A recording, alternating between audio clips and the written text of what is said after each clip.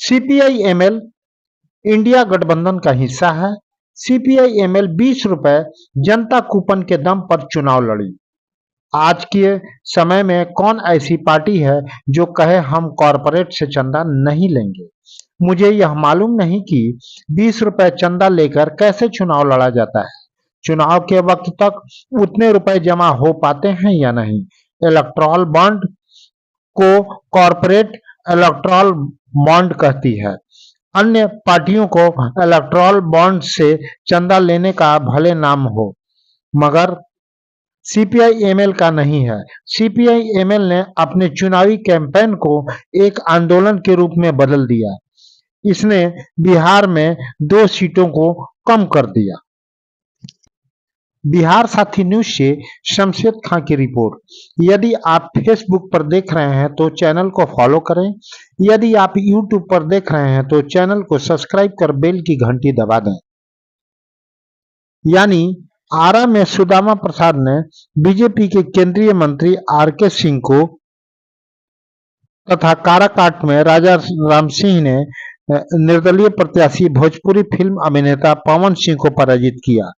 NDA के उपेंद्र कुशवाहा तीसरे स्थान पर रहे। वहीं नालंदा में, जिसे नीतीश कुमार का गढ़ कहा जाता है, जेडीयू के कौशलेंद्र चुनाव जीते, जबकि सीपीआई एमएल के संदीप सौरभ द्वितीय स्थान पर रहे। यानी सीपीआई एमएल 3 में से 2 स्थानों पर विजयी रही।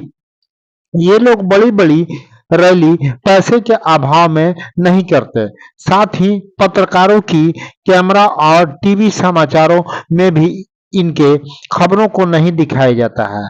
यदा कदा समाचार पत्रों में जरूर इनकी खबरें देखने को मिल जाती है। सीपीआई एमएल के राष्ट्रीय महासचिव दीपांकर भट्टाचार्य हैं।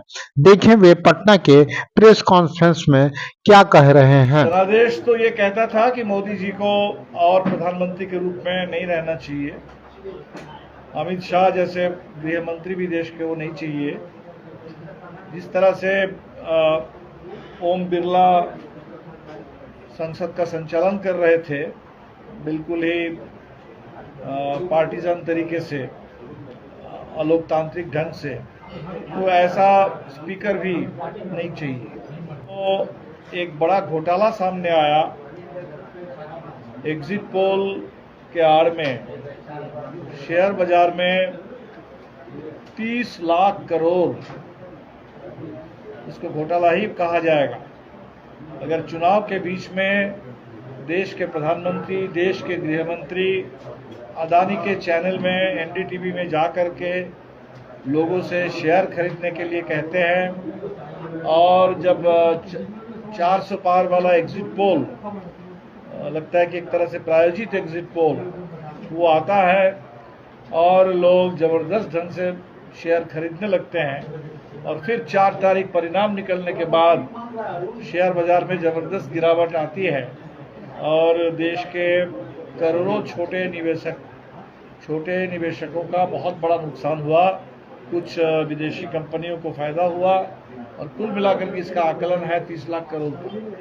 तो ये बहुत बड़ी बात है और इसके लिए जैसे कांग्रेस पार्टी ने भी कहा, इसकी बिल्कुल एक जांच होनी चाहिए। और इनके कार्यकर्ता गरीबी और रोजगार को विकास के लिए महत्वपूर्ण मुद्दा मानते हैं। वे अपने चुनाव प्रचार को निश्चित रूप से समावेशी और जुझारू बनाते हैं। क्या नाम हुआ आपका? उद्धम सिंह। हाँ, उद्धम जी, क्या चुनावी मुद्दे हैं? अभी तो आप देख रहे हैं कि पूरे इंडिया में ये जो मतलब कि बेरोजगारी एक जो सवाल है, गरीबी है, इसके बाद में बहुत सारे हम देख रहे हैं कि महंगाई जो है चरम सीमा पर बढ़ रहा है। बेरोजगार जो है, कोई रोजी रोटी नहीं है, कमाने कोई जरिया नहीं। जब से बीजेपी की सरकार में, उससे पहले जो था कांग्रेस के रीजन में, जियो और जीने दो, कोई इतना मजबूर नहीं था जितना बीजेपी के राज में। चुनाव जीतने के बाद सीपीआई एमएल के काराकाट के नवनिर्वाचित सांसद राजा राम सिंह और आरा के सांसद सुदामा प्रसाद क्या कहते हैं। और काराकाट की जनता को भी, बिहार की जनता को उसे कहिए तो हमने जो महसूस किया है, देश के संविधान को और ताकत देने, उसका जो मूल स्वरूप है उसके समाजवाद और धर्मनिरपेक्षता के मूल्य हैं उनको और ताकत प्रदान करने के लिए, और साथ ही साथ देश की खेती किसानों के हाथ में रहे, लाभकारी बने, वो कॉरपोरेट कंपनियों को न सौंप दिया जाए और देश में नौजवानों को सम्मानजनक रोजगार मिले, इसको लेकर के ये चुनाव सामने आया है। जनादेश भी आया है इसी दिशा में। अब जो भी सरकार बने, हम समझते हैं कि उसको इस पर अमल करना चाहिए। एक बात तो ये मुझे कहना है। दूसरी बात ये कहनी है इसी संदर्भ में कि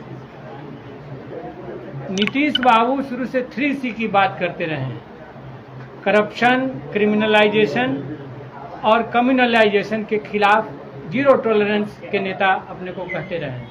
तो हम कहना चाहते हैं कि इस बार उनके परीक्षा की घड़ी है और हमने अपील की है कि आप हमारा साथ दें, इंडिया गठबंधन का साथ दें।